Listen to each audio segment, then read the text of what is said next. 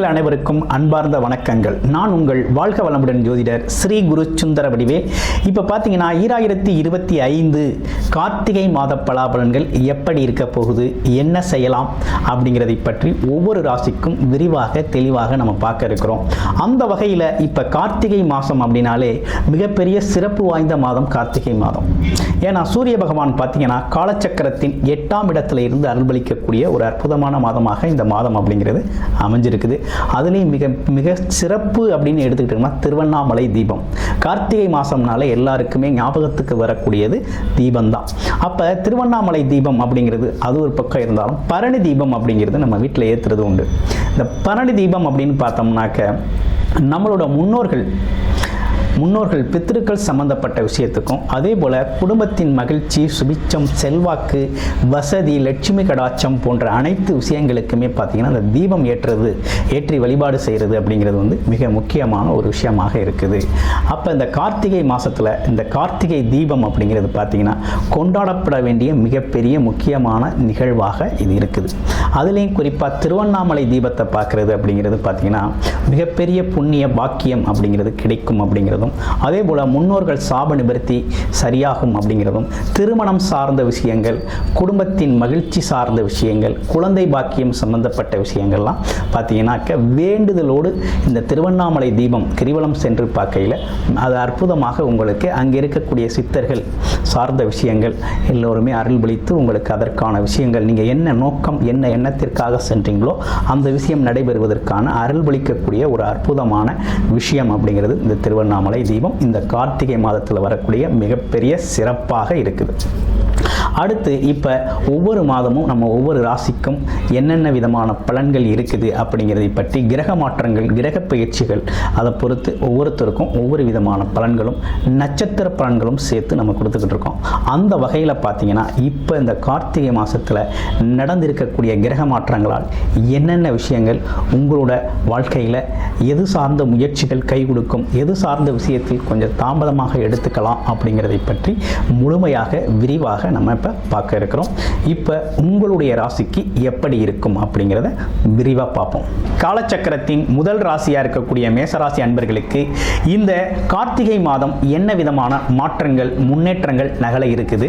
அது மட்டும் இல்லாமல் இப்போ என்னன்னு பார்த்தீங்கன்னாக்க உங்களுடைய ராசியிலிருந்து இருக்கக்கூடிய கிரக மாற்றங்கள்லாம் எப்படி இருக்குது அப்படிங்கிறத இப்போ பார்க்கலாம். இப்போ உங்களுடைய ராசிநாதன் சொல்லக்கூடிய செவ்வாய் பகவான் பார்த்தீங்கன்னா ராசிக்கு 8ஆம் இடத்துல இருக்கக்கூடிய ஒரு நிலை, அதே நேரத்தில் ஆட்சி பெற்று இருக்கக்கூடிய ஒரு அமைப்பு அப்படிங்கிறது ரொம்ப அற்புதமாக இருக்குது. இரண்டாவது விஷயம் என்னன்னு கேட்டிங்கன்னா உங்கள் ராசியிலேயே பார்த்தீங்கன்னாக்க உங்கள் ராசிக்கு 8ஆம் இடத்துலையே சூரிய பகவான், அது மட்டும் இல்லாமல் பார்த்தீங்கன்னா புதன் செவ்வாய் அப்படிங்கிற 3 கிரகங்கள் இணைவு பெற்று இருக்குது. ராசிக்கு 7ஆம் இடத்துல சுக்கிர பகவான் ஆட்சி பெற்று இருக்கக்கூடிய அருமையான ஒரு அமைப்பு. ராசிக்கு 5ஆம் இடத்துல கேது பகவான் இருக்கிறார். ஸோ உங்களுடைய ராசிக்கு 11ஆம் இடத்துல ராகு பகவானும், 12ஆம் இடத்துல சனி பகவானும், குரு பகவான் அப்படிங்கிறவர் இவ்வளவு நாளாக 4ஆம் இடத்துல இருந்தவர் இப்போ பார்த்தீங்கன்னா உங்களுடைய ராசிக்கு 4ஆம் இடத்துல இருக்கிறார். அதுவும் வக்ரமும் பெற்று இருக்கிறார். அதுக்கு முன்னால் பார்த்தீங்கன்னா 3ஆம் இடத்துல இருந்தார். இதுதான் கிரக மாற்றங்கள். இந்த கிரக மாற்றங்களுக்கு என்ன விதமான வலிமைகள் இப்போ இருக்குது அப்படிங்கிறத நம்ம பார்க்க போகிறோம். இப்போ மேசராசியை பொறுத்த வகையில் எப்படி இருக்குது அப்படின்னு பார்த்தோம் அப்படின்னு கேட்டிங்கன்னாக்க மேசராசியை பொறுத்த வகையில் 2 விஷயங்கள். இவ்வளவு நாக ராசிநாதன் அப்படின்னு சொல்லக்கூடிய செவ்வாய் பகவான் பல்வேறு விதமான விஷயங்களில் தலையிட்டு பார்த்தீங்கன்னா கடந்த 6 மாதத்துக்கு முன்னாலெல்லாம் பார்த்தீங்கன்னா ரொம்ப சிரமத்தை சந்திச்சிட்டிங்க. 3 to 6 மாதங்கள் அப்படிங்கிறது ரொம்ப சிரமம்.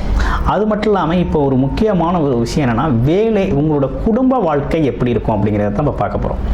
இப்போ குடும்ப வாழ்க்கை, திருமண வாழ்க்கை எப்படி இருக்க போகுது அப்படின்னா அதுக்கு ரொம்ப ஃபேவரான காலம். இந்த காலம் ரொம்ப அற்புதமாக இருக்குது.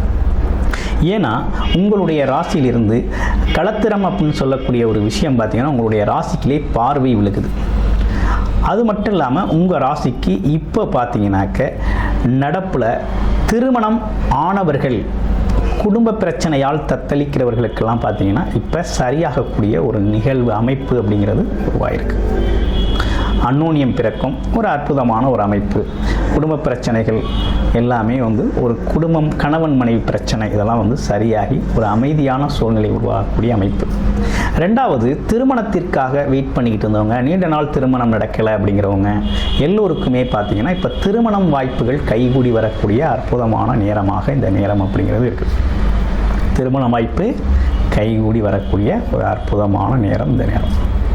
ஸோ திருமண வாழ்க்கை அப்படிங்கிறது திருமணம் சார்ந்த விஷயங்களும், குடும்ப வாழ்க்கை, குடும்ப பிரச்சனைகள் சம்பந்தப்பட்ட விஷயங்களும் சரியாகக்கூடிய ஒரு அமைப்பாக இந்த காலம் இருக்குது. மகிழ்ச்சியாக இருக்க வேண்டிய தருணமாக இருக்குது.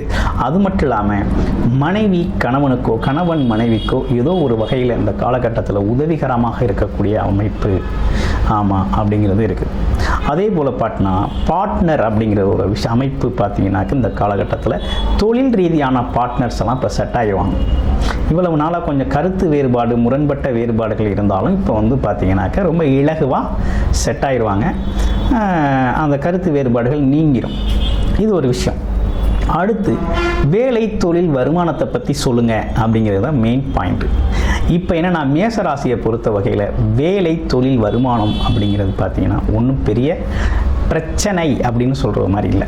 ஏன்னா வேலையில் ஒரு விதமான நெருக்கடிகள் இருக்கும், ஒரு தொந்தரவு இருக்கும். மற்றபடி வேலையில் பார்த்தீங்கன்னா ஒரு அலைச்சல் திருச்சல் இருக்குமே தவிர மற்றபடி வேலை அப்படிங்கிற ஒரு விஷயம் பார்த்தீங்கன்னா ரொம்ப நல்லாவே இருக்குது. அதனால் தாராளமாக நீங்கள் அடுத்தடுத்த முயற்சிகளை செய்யுங்க. வேலை இல்லாதவர்களுக்கு கண்டிப்பாக வேலை கிடைக்கும்.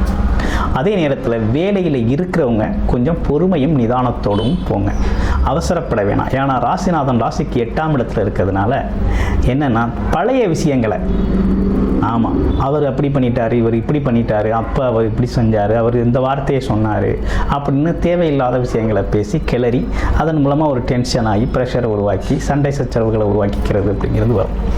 அதனால் கொஞ்சம் பொறுமையும் நிதானமாக போகிறது அப்படிங்கிறது நல்லது.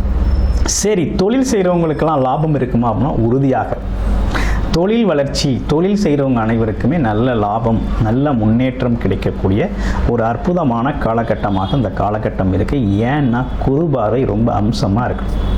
அதனால் தொழில் வளர்ச்சி அப்படிங்கிறது அதிகரிக்கும். அதே போல் லாபம் கிடைக்குமா அப்படின்னா கண்டிப்பாக லாபம் கிடைக்கும். அடுத்து இன்னொரு எல்லாரும் ஒருத்தவங்க கேட்குற கேள்வி என்னென்னா, சனி பகவான் பார்த்தீங்கன்னா சனி பகவான் ராசிக்கு 12ஆம் இடத்துல ஜனியா 7.5 சனி காலத்தில் இருக்கிறாரே, ஏதோறும் சிரமங்கள் உண்டா, விரயச்சனி விரயம் எதுவும் ஏற்படுமா அப்படிங்கிறது கேள்வி. இப்போ சனியோட பாதிப்பும் உங்களுக்கு குறைஞ்சிருச்சு. ஏன்னா குருவின் பார்வை 4ஆம் இடத்துலேருந்து குருவின் பார்வைப்பட்டதால் பார்த்தீங்கன்னா இந்த 7.5 சனி அப்படிங்கிற ஒரு விஷயம், அதில் ஏற்பட்ட வீரியம், அதில் ஏற்பட்ட விஷயங்கள் பார்த்தீங்கன்னா குறைந்திருக்குது. குறையக்கூடிய ஒரு காலகட்டமாக இந்த காலகட்டம் இருக்குது. வேலை தொழிலில் இருந்த சிரமங்களும் கொஞ்சம் கொஞ்சம் படிப்படியாக அதில் இருக்கக்கூடிய இன்னல்கள் குறைஞ்சு ஒரு இணக்கமான சூழ்நிலை, மகிழ்ச்சியான சூழ்நிலை அப்படிங்கிறது உருவாகும். ஒரு நல்ல அமைப்பு உருவாயிருக்கு. அடுத்து, அரசு படிக்கிற குழந்தைகளுக்கு அரசு வேலை சம்மந்தப்பட்ட முயற்சி பண்ணுறவங்க நல்லா முயற்சி பண்ணுங்கள், சூப்பராக நல்லா வரும். ரெண்டாவது, படிப்பு ரொம்ப நல்லா இருக்குது படிக்கிற குழந்தைகளுக்கு. சரி, வயதானவர்கள் மூத்தவர்கள்லாம் எப்படி இருக்குது அப்படின்னு பார்த்தீங்கன்னா உடல் ஆரோக்கியத்தில் மட்டும் கொஞ்சம் கவனம் எடுத்துக்கோங்க. ஏற்கனவே மருந்து மாத்திரை இந்த மாதிரி எதுவும் சாப்பிட்டுக்கிட்டு இருந்தீங்க அப்படின்னா அந்த காலகட்டத்தில் கொஞ்சம் நல்ல மாற்றம் தெரியும், முன்னேற்றம் தெரியும். அதில் ஒரு மாற்றம், முன்னேற்றம் தெரியும். உடல் ஆரோக்கியத்தில் ஒரு நல்ல மாற்றம் அப்படிங்கிறது தெரியும். ஓகேங்களா? அடுத்து, மனம் சார்ந்த தடுமாற்றம் அப்படிங்கிறது ரொம்ப நாளாக இருந்துச்சு இல்லையா, இப்போ அதெல்லாம் மாறிடும். ஒரு குழப்பம், ஒரு சூழ்நிலையெல்லாம் மாறி ஒரு நல்ல சூழ்நிலை அப்படிங்கிறது உருவாகக்கூடிய அமைப்பு இருக்குது. ஸோ இப்படிப்பட்ட அமைப்புகளோடு இருக்கக்கூடிய இந்த கார்த்திகை மாதம் அப்படிங்கிறது பார்த்தீங்கன்னாக்க இந்த காலகட்டத்தில் உங்களுடைய பிறப்பு ஜாதகத்தின் தசாபுத்தி நிலை எப்படி இருக்குது அப்படிங்கிறத பார்த்துக்கிட்டு செய்யுங்க. கிட்டத்தட்ட ஓவராலாக பார்த்தோம் அப்படின்னா இந்த கிரக மாற்றங்கள் அப்படிங்கிறது உங்களுக்கு சாதகமான சூழ்நிலையை கொடுக்குது.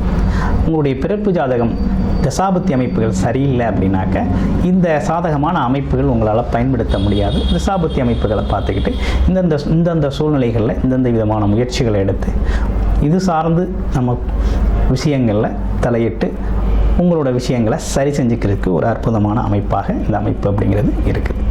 நன்றி, வணக்கம், வாழ்த்துக்கள்.